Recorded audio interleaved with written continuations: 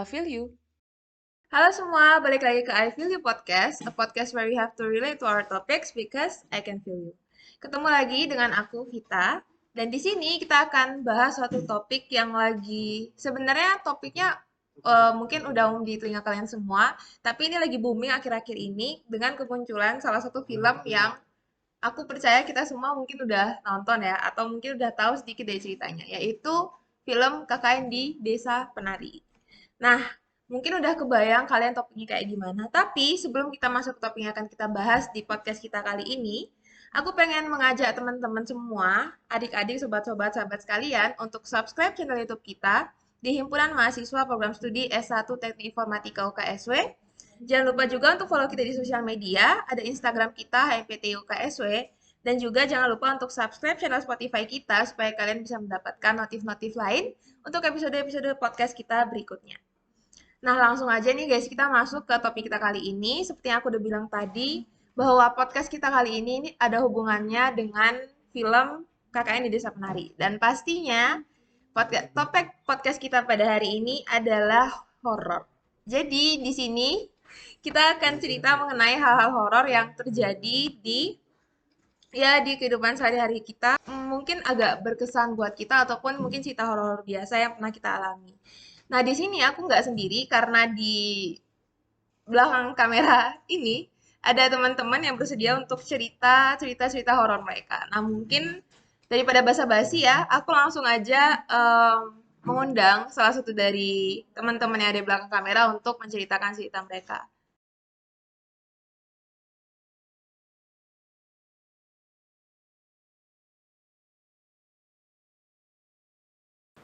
Jadi cerita mistisnya itu dimulai pada saat kami masih SMA kelas 3. Nah, itu kita akan membuat video catatan akhir sekolah dengan lokasi di Kalipancur, di air terjun Kalipancur bawah Telemoyo. Nah, sebelum kita mulai take merekam di Kalipancurnya, kita udah survei terlebih dahulu. Itu masih belum ada kejadian yang horor ya, masih fun aja kayak cuman main gitu ke air terjun. Nah, pas di hari-harinya itu kita tag pokoknya kalau bisa sehari selesai. Ya emang targetnya sehari selesai karena dikejar deadline. Catatan hari sekolah itu kan diberi deadline sama kayak ada penerusnya lah, ada cutting kakak kelas yang pokoknya udah memberi deadline, pokoknya hari ini harus sudah jadi dikonsultasiin. Nah, waktu hari H tag itu kita pertama tagnya itu dulu tuh pokoknya parkirnya di rumah teman kita biar jalannya tuh lebih dekat, nggak jauh, jadi nggak langsung dari pintu utama tapi langsung tembus jalan pakai jalan desa, jalan pintas. Itu kita jalan, turun dikit tuh ada gubuk yang biasanya kalau hari biasa tuh ada yang jual. Kita pertama take situ, itu masih have fun lah, kita masih bisa ketawa, masih bisa tahu lah anak-anak remaja tuh omongannya gimana, ya masih bisa miso-miso lah gampangnya, masih bisa miso-miso, masih bisa ngerokok, buang sembarangan, makan-makan buang sembarangan masih bisa. Itu kita take di atas tuh masih aman lah gampangnya. Terus itu kita take pokoknya jam 9 sampai jam 11 tuh kita take di situ. Terus turun ke air terjunnya. Turun di air terjun, untuk teman-teman yang waktu itu muslim itu sholat dulu karena pada istirahat dulu sambil nungguin yang pada pulang. Yang lain tuh makan-makan tuh masih belum ngerasa apa-apa, masih enjoy, masih ketawa-ketawa lah, masih ya gampangnya itu ibaratnya itu piknik lah, buat main-main have fun habis stres sekolah kan, seneng-seneng. Nah, ini waktu habis istirahat itu kita naik lagi, jadi jalannya tuh turun dulu di sini curugnya, terus naik ke sini, jadi belok kanan. Itu kita naik ke kanan, itu udah mulai agak aneh. Anehnya itu aku ngerasa ada yang bilang hati-hati mas gitu, padahal itu tempat tuh hutan belantara yang seharusnya tidak ada orang di situ. Itu temenku katanya juga ngerasain dibilangin gitu, pokoknya ada bapak-bapak bilangnya hati-hati mas gitu. Ya udah kita hirauin aja, mungkin itu cuma halusinasi kan karena udah capek juga seharian di situ. Terus kita lanjut jalan, itu udah sampai tebingnya, pokoknya pojokan di hutannya itu udah sampai ujungnya. Itu kita mulai take-nya itu turun ke bawah lagi, jadi di tebing itu turun cuma beberapa orang, aku Bayu sama 3 atau 4 temanku sama satu aktornya. Satya. Pokoknya 5 atau 6 itu satunya aktor. Kita take awal tuh udah pokoknya itu udah aneh banget. Waktu pertama turun tuh udah ngebau jajanan-jajanan pasar, sate. Ya tau lah kalau konotasinya orang Jawa kalau bau sate ada apa. Itu jajanan pasar juga ada apa, itu udah konotasi. Cuman kita menghiraukan lah. Pokoknya kita cuman sebentar ngambil video di sini, semoga tetap selamat gitu. Tetap selamat. Pokoknya mikirnya udahlah modal nekat, moga-moga masih hidup. Gampangnya, moga masih hidup gitu. Terus tag masih belum ada yang aneh. Dan terakhir kita tag itu buat closingnya itu kita pakai drone. Nah pilotnya aku yang ngedelin drone-nya. Ya itu tiba-tiba waktu tag yang terakhir drone-nya itu kan pokoknya tag-nya itu drone-nya mundur kan. Dan jadi jalannya itu mundur, kita yang di bawah itu kayak sembunyi gitu. Jadi cuma aktornya aja yang kelihatan, kita sembunyi di bawah rumput gajah yang gede-gede itu. Tinggi-tinggi. Jadi kan kita nggak kelihatan drone-nya di mana, cuma ada kameranya. Itu kita mundurin terus, temanku ngasih komando pokoknya mundur terus sampai dia bilang stop. Sebelum 1 atau 2 detik sebelum dia bilang stop, drone-nya itu masuk ke semak-semak. Nyungsep, jadi kayak nyungsep di bagian tebing gitu bawah. Dan di tag terakhirnya itu di tanah, masuk semak-semak terus jatuh ke tanah.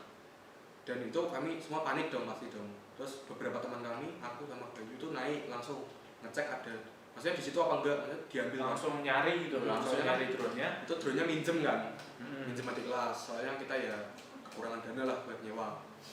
Kita minjem, pasti panik dong kalau misalnya drone-nya hilang, kita harus ganti dong, otomatis kita tanggung jawab kalau drone-nya hilang. Itu kita nyari sampai, pokoknya itu tag selesai itu setengah 4, kita nyari sampai jam 5:45. Dan jam 5 itu harus sudah di atas, kata temanku yang aktornya itu kan soalnya orang situ, orang asli situ. Pokoknya jam 5 itu harus sudah nyampe karena ya dia tahu kalau ada mistis di situ. Cuman dia nggak bilang. Nah, pas nyari itu kan jadi pas drone-nya nyungsep, aku kan langsung naik sama teman-temanku. Itu ada temanku satu yang masih di bawah. Itu pakai kameranya, pakai lensa yang panjang ya. Nah, itu pakai lensa yang panjang coba nyari drone-nya kan dari bawah. Nah, itu aku udah bilangin temanku, mendingan naik aja daripada di bawah sendirian. Nah, tapi dia malah tetap kayaknya nggak dengar sih, karena jaraknya itu agak jauh. Nggak dengar, dia masih di bawah, masih nyari-nyari gitu. Nah, aku di atas itu udah kayak mau nyari pijakan untuk nyari di tebingnya, mau turun gitu kan. Nah, teman-temanku yang lain tuh panik kayak, yo wes rasa yo wes wae. Nah, gitu kan. Kan udah sore kan. Udah sore sama agak ekstrim lah. Tebingnya itu agak ekstrim. Nah, terus selesai kita naik, kita pulang. Istirahat dulu di rumah teman. Si aktor itu makan bakso. Iya, makan bakso. Terus ya pokoknya kita makan terus ya istirahat lah, intinya melupakan semua yang terjadi pada hari itu, kita pulang. Pokoknya besok beberapa orang yang kan itu waktu kita take ini ada cewek-ceweknya kan, karena ya emang mereka anggota dari pembuatan film itu. Terus waktu hari kedua itu kita berangkat lagi tanpa cewek-ceweknya, pokoknya pure aku, Arniel sama 3 temanku lagi. Pokoknya berlima. Manggil siapa alasannya? Udah, nah, itu udah minta itu tolong. Juga kita minta tolong teman kita yang punya yang dia gabung ke tim SAR. Iya, jadi ada kayak koneksi sama tim SAR gitu kan. Itu langsung pergi ke lokasinya. Itu dicari pakai talinya nggak panjang banget sih, tapi udah bisa nyusulin. Ya, tim SAR hari ketiga. Kita hari kedua nyari pure sendiri. Kan 2 kali. Oh iya, 2 kali tim SAR. 2 kali. Jadi yang pertama ini tim SAR-nya cuma pakai peralatannya nggak banyak banget. Jadi cuma kayak tali 5 meter apa 10 meter gitu. 5 meter toh. Nah, itu coba ada yang mas-mas nyusurin dari bawah naik. Itu bisa, sama ada yang dari atas itu juga turun. Sama kita kan di HP-nya itu ada kayak lokasi terakhir drone-nya di mana gitu kan. Sama pas kejadian itu kan juga bisa di ngasih bip ya. Ngasih bip sama ada lampunya di drone-nya. Nah, itu makanya temanku yang pas hari pertama tadi nyoba nyari pakai kamera dari bawah itu. Nah, pas di tim SARnya ini yang pertama udah nyari itu sore. Enggak, itu mulai kita siang habis duhur. Pagi jam 9 Pagi sampai sore. karena Jumatan ya? Karena Jumatan Karena kita keluar. Jumatan itu udah dari 11 jam selesai. jam Jam 8 jam 9 ya, jam 8. itu kita udah di situ udah nyari sama tim SAR.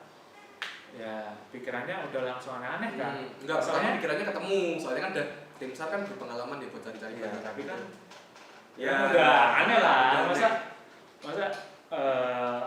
di HP itu udah ketahuan kira-kira di sini tapi kalau nggak di ada, sini. tim SAR-nya nyari nggak ada. Nah, tim SAR-nya nyari di situ nggak ada. Itu teman-teman kita udah nggak berani ngerokok, udah nggak berani ngomong apapun yang mungkin kasar, udah nggak berani makan buang sembarangan, udah nggak berani.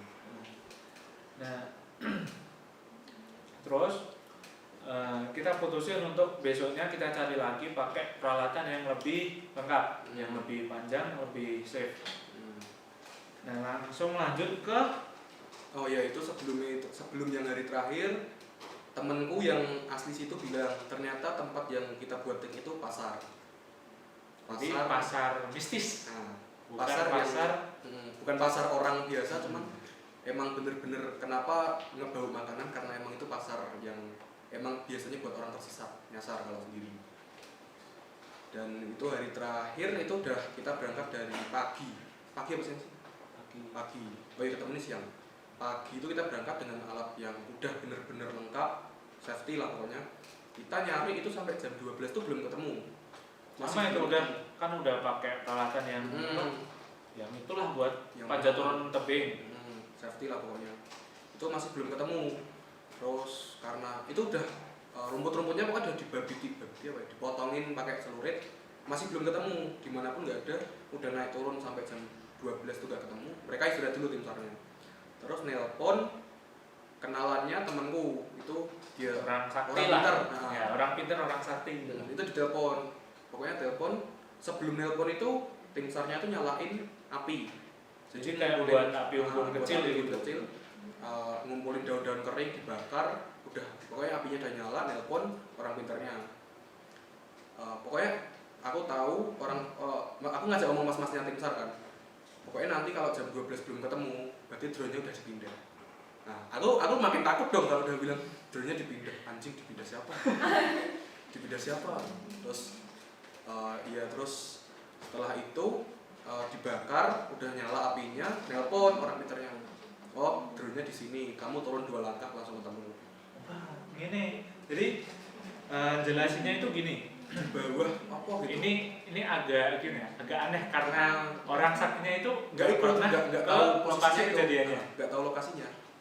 Nah, dia bilangnya itu kalau nggak salah Di bawah pijakanmu tadi turun berapa langkah? di bawah di antara 3 pohon sejajar di tempat temanmu kepleset yang baju putih. Nah, itu kan langsung aneh. Kayak Baju putih siapa? Padahal hari itu nggak ada yang pakai baju putih. Nah, itu. Ternyata tak ingat-ingat lagi, hari kedua tuh ada temanku yang pakai baju putih. Emang dia tuh nantang, maksudnya ini apa sih? Nggak ada setan di sini, aku mau nantang, siapa tuh diikutin. Pokoknya nantang lah gampangannya. Nah, jadi dia itu agak kepleset tapi nggak jatuh lah, cuma kepleset biasa. Nah, si orang saktinya ini tahu.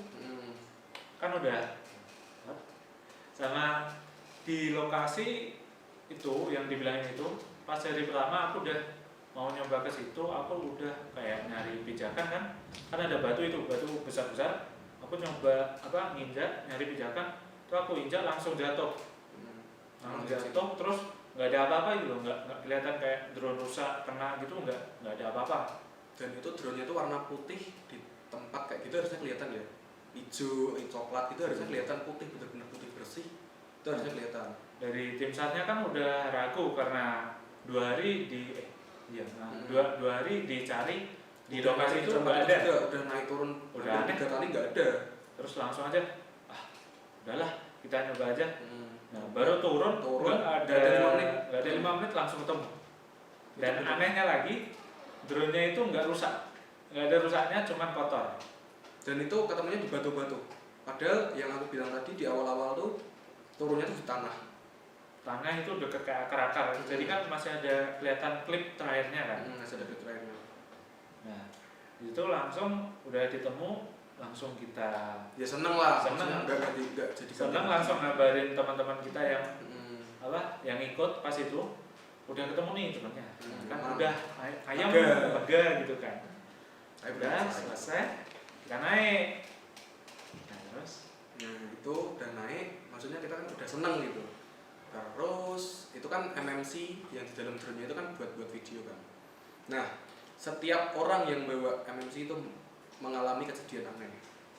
Pernah temanku yang tadi aku bilang nantang itu, dia ngebawa MMC sekalian drone-nya. Itu dia diganggu dari sehabis maghrib sampai setelah subuh.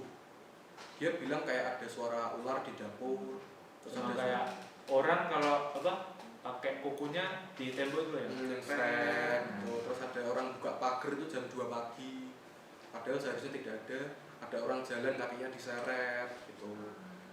Itu di dalam rumahnya cuma temanku itu sama ibunya. Di dalam itu cuma berdua di rumah. Terus karena dia udah nggak kuat, drone-nya dipindah ke temenku, bawa temenku lainnya. Itu waktu terus ya pokoknya kita ada temanku yang bisa ngilangin kayak gituan lah. Terus manggil temanku itu dihilangin semuanya. Tapi sebelum dihilangin itu aku udah nginep. Aku sama bertiga itu nginep di rumahnya temanku buat video itu. Itu aku lagi jam berapa ya? Jam 1 pagi itu kan udah agak pusing toh. Terus ada rumah temanku ada balkon, aku keluar dulu. Itu aku ngelihat ada orang jam 1 pagi nyapu. Tapi anehnya sapunya kebalik. Kan jam 1 pagi nggak mungkin ada orang gabut nyapu terus sapunya kebalik. Sapunya tuh sapu lidi itu loh. Kan ada gagarnya itu kebalik megangnya. Aku itu ngerasa aneh, aku langsung masuk lagi takut, tapi enggak berani cerita temenku. Itu berdua yang lihat, si Agnia sama temanku satu lagi. Dan dia megang lidinya bukan sapu, bukan tak gagang. Lidinya. Megang lidinya. Ya nggak mungkin dong orang gabut jam 1 pagi ngebalik gitu buat nakut-nakutin kan nggak mungkin. Terus setelah hal itu jam 1 pagi, pokoknya setelah 30 menit lampunya tuh kedip-kedip. Wah itu udah langsung rasa aneh, aku langsung tidur aja lah. Daripada makin kepikiran, terus besok paginya langsung dibersihin itu. Dan kami udah nggak ngerasa apa-apa lagi. Dan ternyata waktu hari Haltek itu, kenapa kami bisa ngalamin hal itu? Satu, karena kita nggak sopan. Dua, temanku yang cewek itu mens, ternyata mens. Tapi beruntungnya dia nggak diganggu. Untungnya nggak diganggu, yang diganggu cuma yang cowok-cowok aja. Kalau masalah mistis kan kalau wanita mens itu kan biasanya diganggu karena ke tempat sakral kan. Ke tempat sakral itu kan. Terus apa ya?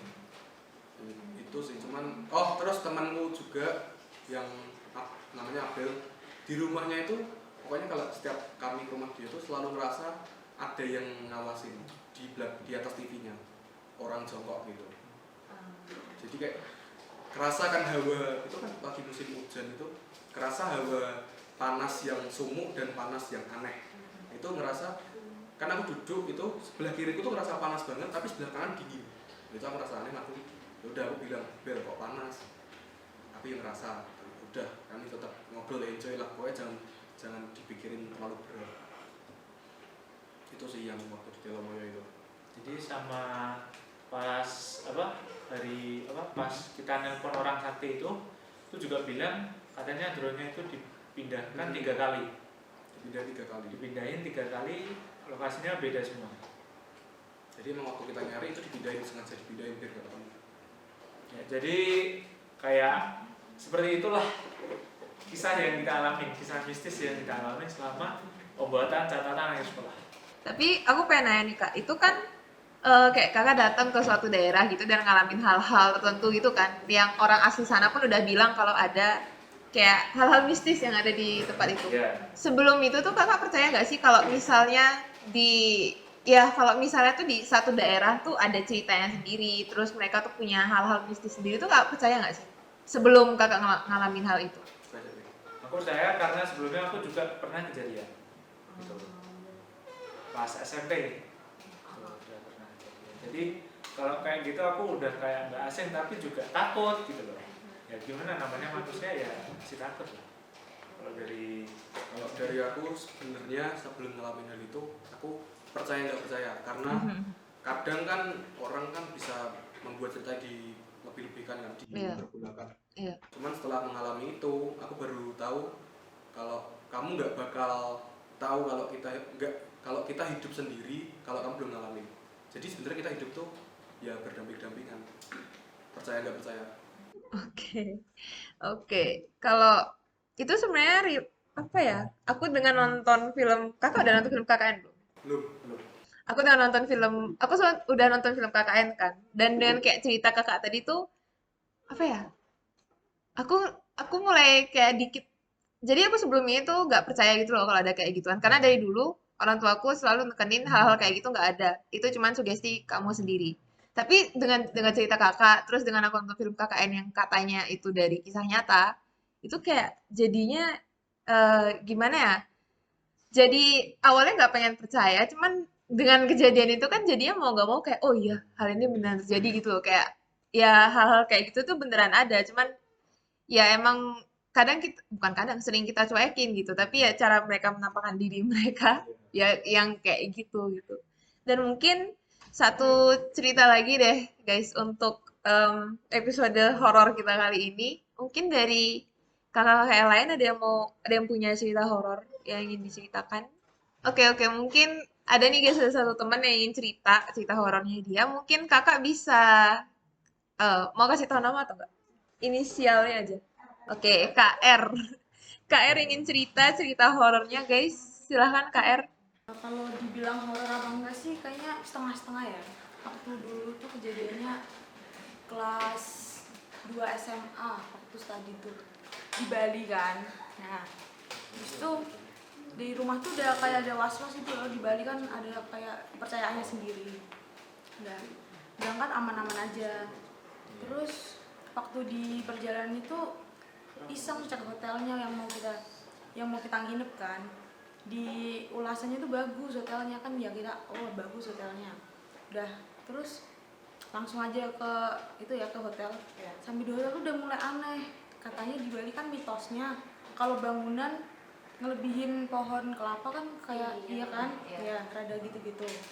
Nah terus masuk tuh, nah kebetulan kamarnya di lantai 3 tapi kok di lift sama itunya tuh ditutup pakai apa sih papan gitu loh, nggak boleh lihat situ. Kayak ada apa sih aneh gitu kan, soalnya ulasannya di hotelnya tuh bintang 5. Udah habis itu naik, kebetulan dapat kamarnya itu di pojok, jadi hotelnya altar L di pojoknya, dapat balkonnya gede. Udah habis itu sekamar itu isinya 4 orang.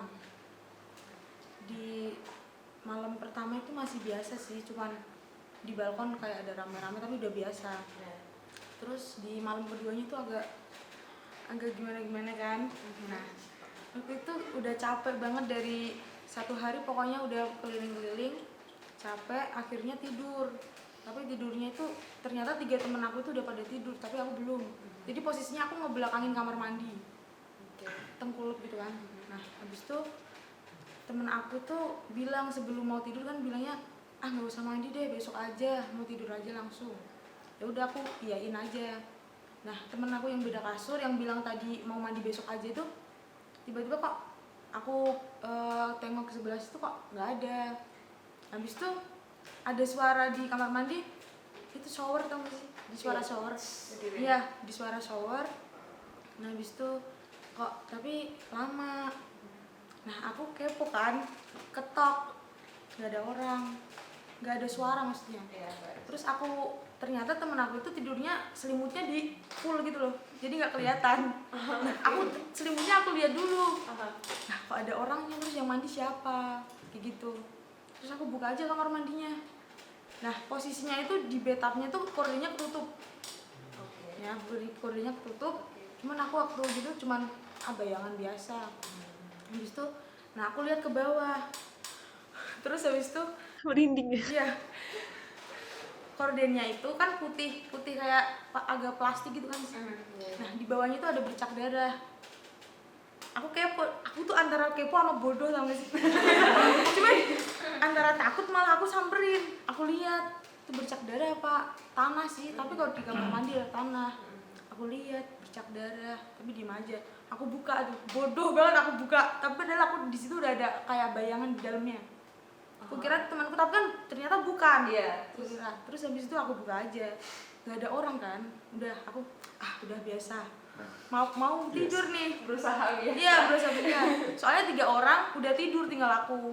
Jam 12 sampai jam 1 kan. Nah kebetulan banget kok malah kebelet pengen BAK kan. Duh mau nggak mau tetap ke kamar mandi. Iya. Sebelum kamar mandi aku tahan-tahan ada kali 10 menit. Tuh flash di WC tuh gini terus bunyi tuh flashnya kayak ada yang habis make. Ya kan aku lihat apa temanku, tapi nggak mungkin nggak ada orang bangun. Iya. Udah dengan bodohnya aku masuk aja, biasa aja. Terus habis itu diam. Nah kebetulan di kamar mandinya kan ada ventilasinya gitu loh, nggak ditutup. Jadi kayak suara apa sih? Udah biarin aja kayak gitu. Tapi aku sampai bisa tidur itu jam 3 pagi, baru bisa tidur. Sampai akhirnya aku nggak berani cerita ke teman-temanku. Ntar takutnya iya. Nah setelah itu langsung keluar hotel. Baru temanku bilang kalau di hari pertama yang dia yang ngalamin ada kejadian tuh dia, cuman nggak yang sampai kayak aku disamperin, dilihat gitu, enggak. Soalnya aku juga pernah di sini sih waktu kemah ya digangguin gitu, cuman nggak lihat wujud aslinya kan. Jadi waktu di Bali kayaknya, di Bali sih emang kayaknya wilayahnya kayak gitu ya. Ya emang ada Iya, cerita-cerita percayanya kayak kan gitu. gitu. Nah terus nggak tahu hotelnya itu ternyata setelah aku pulang dari Bali, ada tetanggaku yang juga mau ke Bali, ternyata di hotel itu ternyata udah ditutup hotelnya itu, udah nggak dipakai. Iya kayak penduduk terakhir tuh di sini. Terus iya dia cerita aku mau ke Bali tuh, terus dia disuruh milih hotelnya mau yang mana gitu. Terus kan aku diliatin nih hotelnya, bagus ya yang ini, dia nunjuk yang hotel yang aku itu. Terus aku aku kemarin dari sini tahu, tapi aku nggak cerita yang itu. Aku mau di sini tahu kemarin. Oh iya. Terus dia milih, dia tanya ada kolomnya, ada, bagus nggak bagus ya, aku bilang kan bagus. Ya ada, dia pilih itu. Tapi ternyata waktu dia mau berangkat dia bilang nah itu loh hotel yang kemarin aku pilih ternyata udah nggak beroperasi, udah ditutup. Lah kenapa? Katanya ada pembunuhan. Hah? Pembunuhan? Terus kapan? Kayaknya sih katanya bironya itu bulan-bulan yang habis tahun baru. Habis tahun baru ada pembunuhan. Sedangkan aku itu study tournya bulan Februari. Waduh. Nah, terus aku mikir bercak darah di korden. Terus ada malam-malam mandi ngapain kan? Iya kan? Terus habis itu udahlah nggak apa-apa. Terus tapi masih kebayang-bayang sampai sekarang. Udah sih segitu aja, nggak horor banget sih. Itu horor banget malah. Kalau dari aku sendiri, karena aku kan asli Bali kan ya. Nah, aku sebagai orang asli Bali itu sebenarnya em, tahu ada hal-hal kayak gitu. Cuman aku nggak pengen terlalu percaya karena orang tua aku tadi. Tapi untuk ngalamin pernah aku beberapa kali. Tapi cuman sekedar yang kayak nama aku dipanggil dari atas genteng malam-malam, kayak bener-bener malam-malam aku lagi tidur. Terus aku bangun karena masih kecil kan. Tiba-tiba untuk malam nama aku dipanggil, sama aku udah tidur sekedar gitu doang. Terus ya pokoknya kejadian yang kayak nggak terlalu horor gitu. Udah malah. Terus satu hal, aku tuh sering sering ketindihan. Tahu ketindih? Di sini tahu istilah ketindihan nggak sih? Ketindihan. Di Bali itu aku sering banget ketindihan. Tapi itu eh, aku di Bali pindah beberapa kali. Rumahku terakhir itu deket. Jadi di rumahku itu belakangnya persis itu tempat sembahyangnya orang Bali. Karena kalau sebenarnya kalau aku udah biasa ya, karena di depanku tuh biasa, depan rumahku biasa ada sajen kayak gitu-gitu. Tapi yang rumah kali ini tuh bener-bener di belakangnya tuh pura lumayan gede gitu. Dan posisiku yang sering ketindihan tuh aku di situ. Tapi anehnya, aku sering ketindihannya tuh malah siang-siang. Dan aku biasanya tidur itu jam jam 4 pagi itu aku baru tidur. Itu malah aku nggak bener-bener nggak ngerasa diganggu sama sekali. Aku malah ditindihnya itu malah siang-siang gitu. Dan itu sih bener hal yang aku selama aku tinggal di Bali aku alami itu cuman sekedar horor-horor yang gitu doang sih. Itu makanya itu ngaruhin lagi ke yang aku bilang tadi, kepercayaanku sama hal-hal kayak yang mistis atau enggak gitu. Dan ya bless you. Itu tadi guys, dua cerita horor, dua atau mungkin dua setengah cerita horor yang yang kita ceritakan di episode podcast kali ini. Dan aku harap teman-teman mungkin teman-teman punya cerita horor lain ya, bisa teman-teman ceritain di sosial media kita supaya kita bisa saling tahu gitu loh cerita horor kita apa aja, dan mungkin ada yang teman-teman ngalamin cerita hal-hal yang mirip dengan apa yang kita telah sampaikan tadi. Jadi terima kasih buat teman-teman yang udah stay tune sampai entah menit keberapa podcast ini. Sampai saat ini podcast yang lumayan panjang banget, dan semoga teman-teman sehat terus di tempat teman-teman selalu melakukan yang terbaik, dan jangan lupa untuk jaga kesehatan terus guys. Sampai ketemu di episode podcast berikutnya. Dadah.